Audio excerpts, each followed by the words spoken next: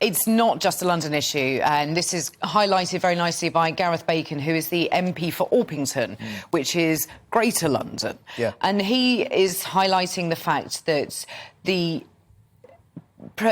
Sadiq Khan's team are going to sell this as a tax on the wealthy, and this is going to improve air quality in ULEZ central. being expanded, is it? It's the ultra-low emission zone being expanded. So it's an extra £12.50 per day charge to drive through the zone.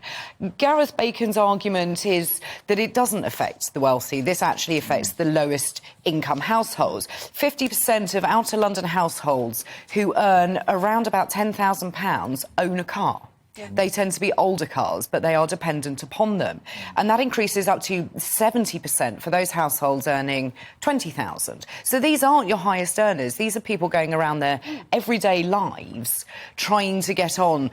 And if we look at all of the problems that we've had with strikes, you cannot get a train. And I think what Sadiq Khan is failing to understand is that everywhere is not like Islington. Yeah. Nigel should also agree with this, considering that we live in quite a rural area, which doesn't have very many bus services, if any, a very poor train service, and we rely upon a car. And all we have to do is drive 10 miles towards Dartford and across that border into Greater London, and we would be charged £12.50. Yeah, Nigel, it's worth picking up on the fact that a lot of bad ideas start in London. This is taxation dressed as salvation. And it will be going. It's already in Manchester. It's in Birmingham. It's been proposed in Bradford. It's been proposed in Oxford. This isn't just a London-centric thing that we should be bothered about down here. This is coming to a town near you, and it's going to hammer the poorest motorist hardest, isn't it? Yes. Well, I mean, it's going to hammer every motorist. The question comes down to whether or not we really want to try and reach net zero by 2050.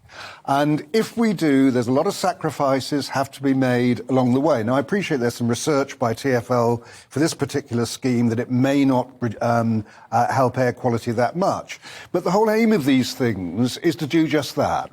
So my view is we should be going for net zero, going hell for the leather for net zero.